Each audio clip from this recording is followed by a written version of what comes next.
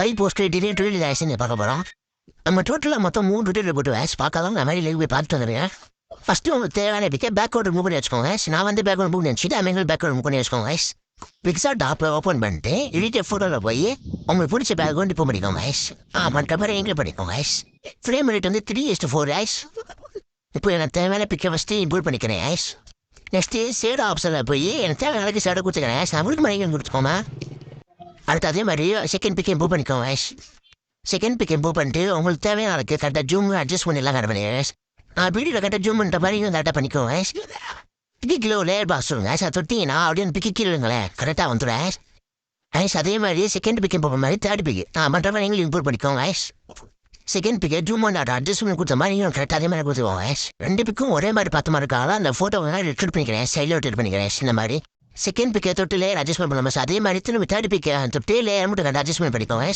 தொட்டுட்டு வேறு erase option இருக்கும். அந்த எரேஸ் ஆப்ஷன் தருங்களேன்.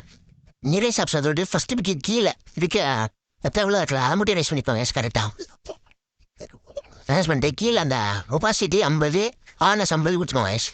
கொடுத்துட்டு பண்ணிங்கன்னா ஒன்று பார்க்க பிளேயர் கூட ஃபிக்ஸ் ஆன மாதிரி இருக்கும். அதே மாதிரி எரேஸ் பண்ணிட்டு கரெக்டாக வந்து அதுக்கு ஜூம் பண்ணி அட்ஜஸ்ட் பண்ண கரெக்டாக பண்ணிக்கோங்க. சாம்பிள் தமிழ் என்ன பண்ணிக்கோங்க.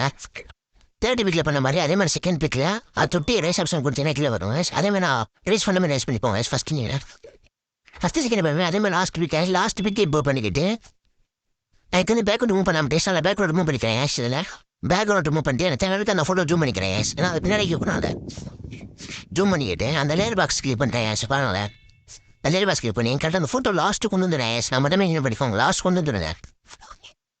நான் பண்ணுற மாதிரி அட்ஜஸ்ட் பண்ணிட்டு எல்லாமே கரெக்டாக பண்ணிக்கோ. லாஸ்ட்டாக எல்லா ஃபோட்டோ அரேஞ்ச் பண்ணிட்டு அட்ஜஸ்ட்மெண்ட் கரெக்டாக இருக்கும் பார்த்து பண்ணிக்கோங்க. இப்போதைக்கு போஸ்ட் எடுத்துவீங்க. ஃபோட்டோ எப்படி அரேஞ்ச் பண்ணுறது பார்த்துக்கோங்க.